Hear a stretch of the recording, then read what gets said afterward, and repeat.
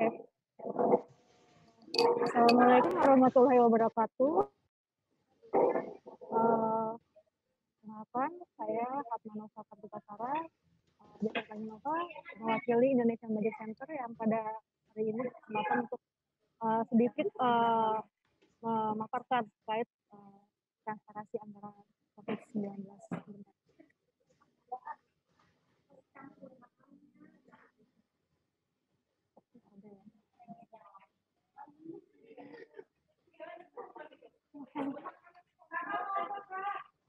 Halo.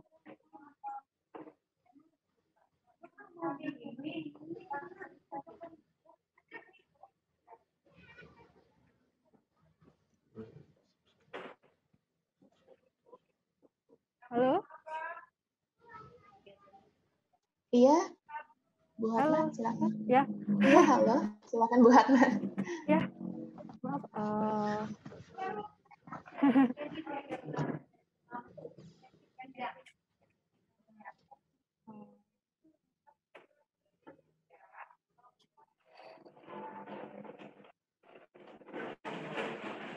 Pada kesempatan hari ini, Indonesian Budget Center akan memaparkan terkait dengan urgensi keterbukaan anggaran dalam situasi pandemi COVID-19, kemudian kebijakan anggaran di masa pandemi COVID-19.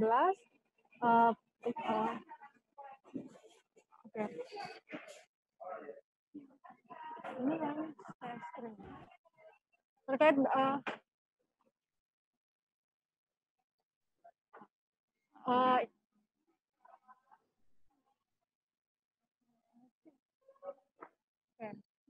ketiga, implikasi atas keterbukaan anggaran COVID-19. Yang keempat, kesimpulan dan penutup.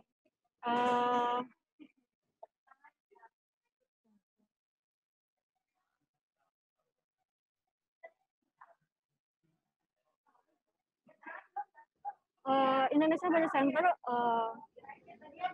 pada dasarnya transparansi anggaran negara itu diamanatkan oleh konstitusi selaku kepada pemerintah selaku pelaksana pengelolaan anggaran untuk wajib memenuhi hak hukum.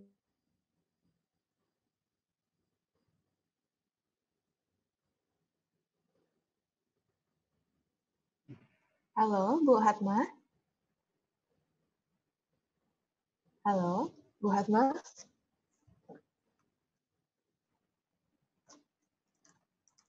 Publik, di mana untuk meningkatkan akuntabilitas dan partisipasi serta mencegah dan mengurangi tindak pidana korupsi.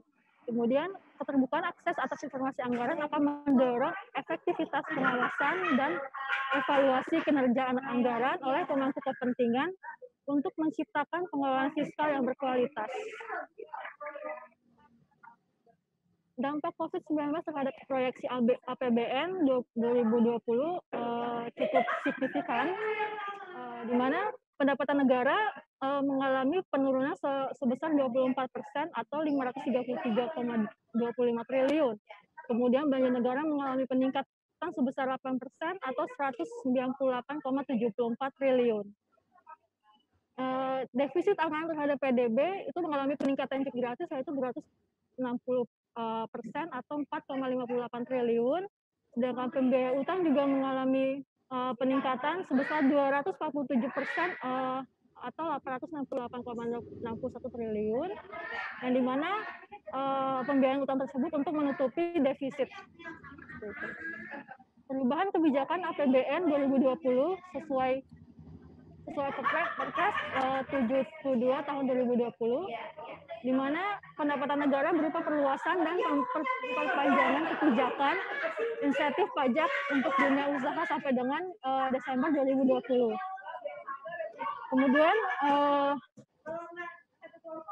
Kemudian berupa tambahan belanja sekitar 125,4 triliun untuk penanganan COVID dan program pemulihan ekonomi nasional.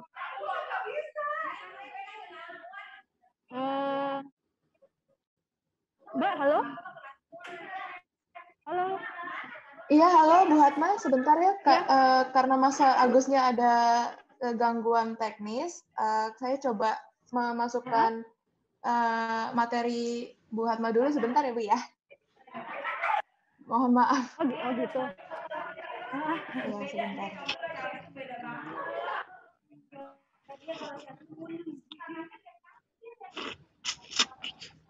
Bentar, saya juga pindah dulu deh.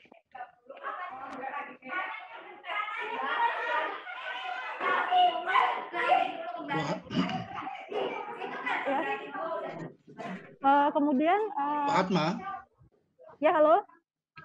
Bu Hatma. Halo. Ya, halo. Suara di belakang bising sekali, Bu. Suara di belakang ya, bising ini sudah sekali, pindah. Bu. Ya, ini makasih. sudah pindah. Baik, ya, makasih. Maaf ya. Ya, maaf. Kemudian apa saya bisa melanjutkan untuk topik apa? Materi selanjutnya? Mbak Belisia. Silakan Bu Hatma sebentar, saya share screen dulu ya. Ya. Oh, harus host lagi yang ini. Mas Agus Sarwono mungkin sudah masuk? Iya, Bel. Sebentar, Bel. Ada kendala teknis tadi. Aku harus... Soalnya nggak bisa share screen dari hostnya. Mas Nur bisa bantu apa? Jadikan aku sebagai host, Nur.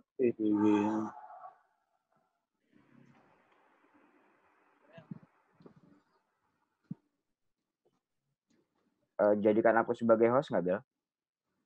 Oh iya, sebentar ya. Nanti biar aku yang share screen. Oke.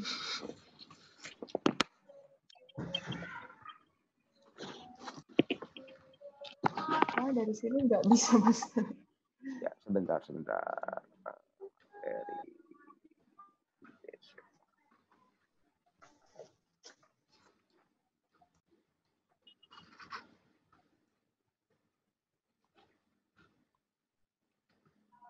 Oke, sudah.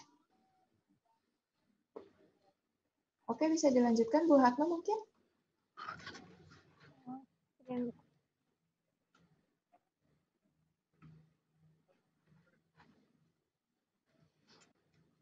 Oke. Yang tadi terakhir di bagian APBN ya, Mbak?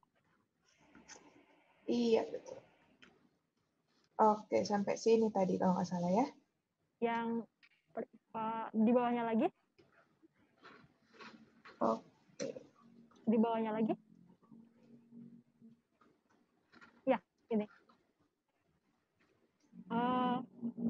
Kemudian di sini Indonesian Budget Center memotret bahwa biaya penanganan COVID-19 berubah secara dinamis per bulannya, di mana pada April angka anggaran senilai 405 triliun, kemudian Mei berubah mengalami peningkatan yang cukup drastis 641,17 triliun, kemudian bulan Juni juga mengalami peningkatan lagi 677,2 triliun, dan terakhir bulan ini 695,39 triliun, di mana untuk bidang kesehatan presentasenya sebesar 17% atau 12,55 triliun. Kemudian untuk pemulihan ekonomi nasional sebesar 84% atau 277,74 triliun mengalami nilai perubahannya. Namun dari untuk anggaran yang paling tertinggi untuk pemulihan ekonomi nasional diperuntukkan untuk dukungan bagi UMKM sebesar nilai perubahannya sebesar 120 perubahannya sebesar 1.924% atau 117,36 triliun mengalami perubahan dari anggaran sebelumnya. Yang menjadi catatan bagi IBC di sini adalah terkait dengan bahwa perubahan APBN ini, anggaran ini, belum disertai dengan upaya mentransparansikan rincian penggunaan dan realisasi dananya secara real time.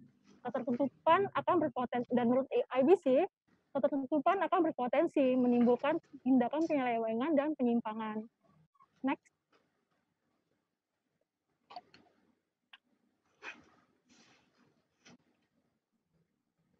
Sedangkan untuk biaya APBD sendiri, pemerintah mengalokasikan sebesar 71,57 triliun yang diperuntukkan untuk 526 daerah, 34 yang diantaranya 34 provinsi, 402 kabupaten, dan 90 kota. di mana untuk bidang kesehatan sebesar 28,14 triliun, jaringan pengawasan sosial 27,43, sedangkan penanganan dampak ekonomi sebesar 16 triliun. Dan menjadi catatan juga bagi IBC di sini adalah belum adanya kanal informasi khusus terkait anggaran COVID di tingkat Pemda. Next. Di sini IBC mencoba memotret berbagai permasalahan yang terjadi pada alokasi anggaran COVID, di mana selama hampir 2 bulan ini IBC bersama ICW telah melakukan pemantauan terhadap distribusi bansos COVID di Jakarta dan juga pengadaan barang dan jasa.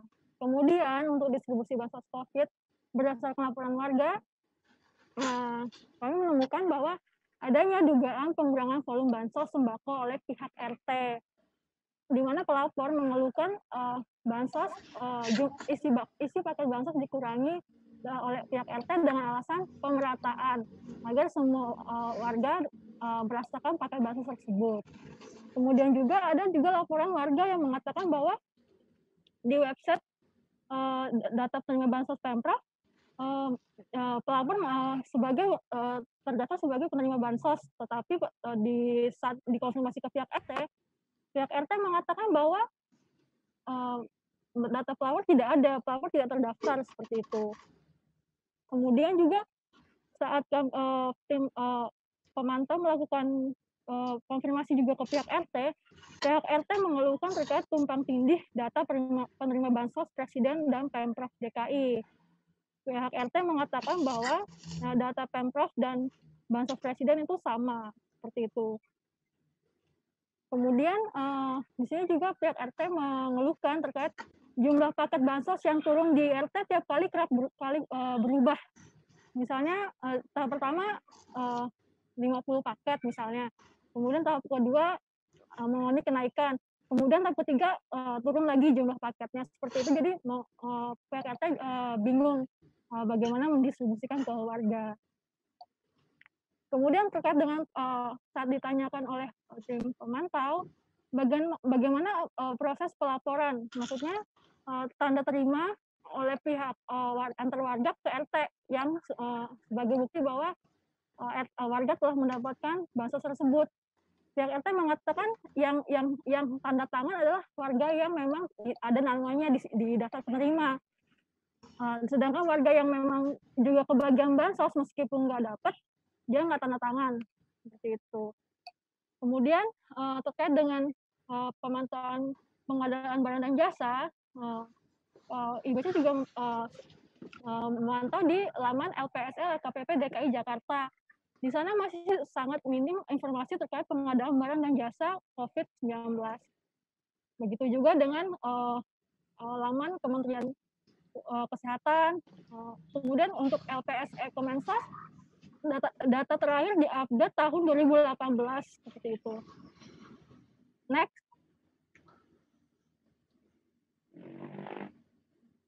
Di sini juga selain dari Jakarta, di sini ada beberapa potret terkait dugaan kasus penyelewengan anggaran COVID-19 di Kabupaten Tanah Datar, di mana modus penyimpangannya itu indikasi markup dana pengadaan 160 set APD, kemudian pengadaan tempat tidur, kemudian pembuatan website informasi COVID-19 dan lain sebagainya. Yang mana kasus ini ditangani oleh Kejari Sumbar. Next. Kemudian juga yang cukup parah, dugaan kasus penyelewengan anggaran COVID terjadi di Kalbar, di mana dana yang disalurkan hanya 10% dari alokasi anggaran sebesar 177 juta di Kecamatan Rasau Jaya, Kabupaten Kubur Raya, Provinsi Kalbar. Kemudian ada juga di sini ada juga indikasi pemotongan nilai bantuan sebesar 500 hingga 700 ribu per orang, yang mana untuk penerima bantuan lansia di atas 45 tahun, di atas umur 45 tahun, senilai Rp 2,7 juta. Next.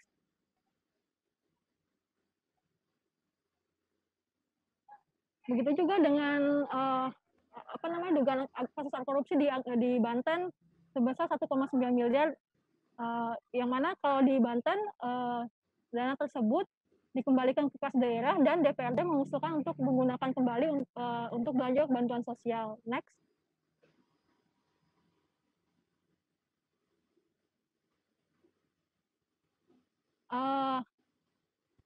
Begitu juga dengan di Kabupaten Bojonegoro, di mana 800 juta anggaran senilai 800 juta tidak tersalurkan.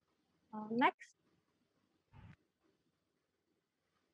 Kemudian sebelum ke kesimpulan penutup, di sini juga IBC mencatat bahwa untuk realisasi anggaran untuk anggaran kesehatan per 8 Juli hanya terserap 5,12% dari 87,55 triliun atau yang terserap hanya 4,48 triliun. Kemudian untuk anggaran jaringan pengaman sosial per akhir Juni senilai 72,5 triliun atau 35,6% dari total anggaran yang pemerintah. Kemudian untuk insentif perpajakan itu yang telah terrealisasi sebesar 12 triliun per 20 Juni 2020 atau 10% dari total anggaran. Kemudian untuk UMKM per 29 Juni mencapai 22,74% dari alokasi anggaran. Sedangkan untuk dukungan bagi korporasi, anggaran yang diserap hanya 0% atau belum digunakan sama sekali. Kementerian beralasan bahwa anggaran tersebut baru bisa direalisasi pada bulan Juli karena menyiapkan dulu regulasi, sistem, dan diskusi di Komite Stabilitas Sistem Keuangan.